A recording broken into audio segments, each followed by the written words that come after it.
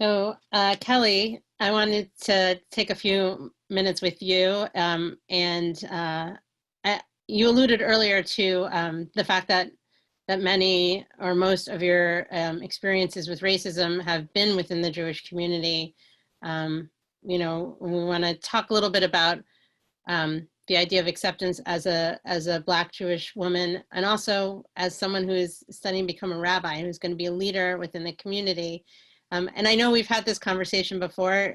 Kelly and I've had the privilege and blessing of spending time with her at our reform movements, both at youth events, but also at our reform movements regional summer camp for a number of years, and having some of these conversations, and actually even watching and witnessing witnessing you be an upstander, which I've definitely seen. I know that might not have always been the comfort zone, but I've seen you do that even with the leader of our reform movement and expressing your views. And so I'd love to hear from you as somebody who is going and is already a leader within our Reform Jewish community, what your expectations are of the Jewish community, suggestions on not only where we are now, but how can we show up for Jews of color? What can we do now?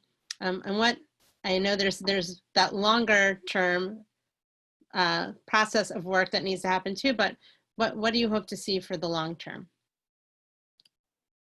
Yeah, as Khadijah was talking, a lot of those experiences resonated with me. I know people who have left Judaism because of terrible experiences that they've faced as a person of color, and I think we need to take care of our kahila, our full community. And I need white Jews to stop telling me and other Jews of color that they know how I feel, because they don't. Again, I'm not in a place emotionally where I can list off the names of, not names, but hurtful instances or other times when I've been asked to speak for all of Black people.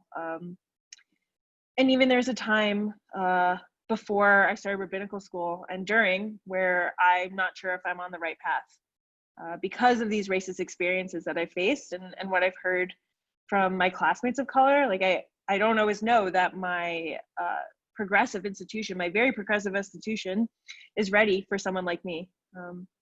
And then I also see that there's room to grow. I think that the Jewish community needs to find simultaneously the balance of raising up voices of Jews of color and also treating them with dignity, knowing that we are exhausted, paying them for their services and making sure that their needs are met, while at the same time not making them feel othered. It's this hard dichotomy where we need to avoid tokenization and also lift up their voices and make sure that it's not only white faces that we're seeing. I think we need more than social media posts. I think we need to support Black-owned businesses in our community and support those relationships there.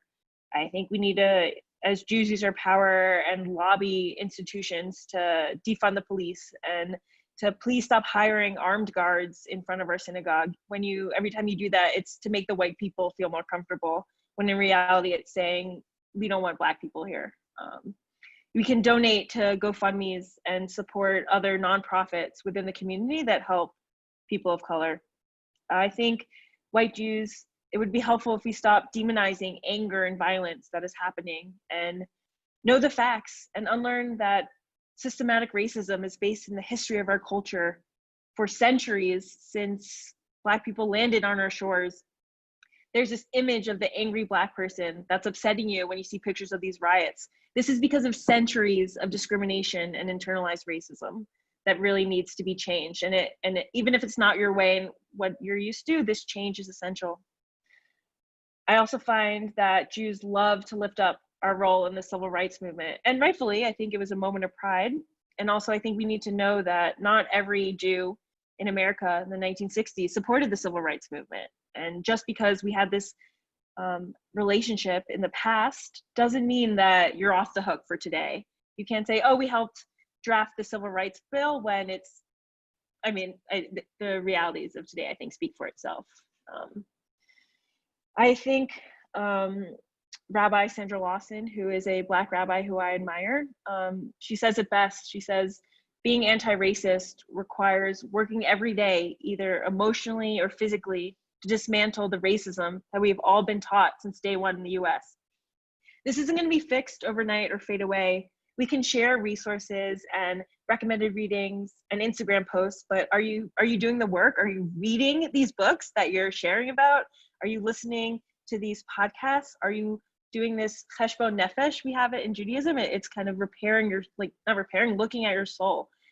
Where have you messed up? And know that it's okay to mess up. Everybody messes up. Black people mess up, and still learn from your mistakes and know that you can do better.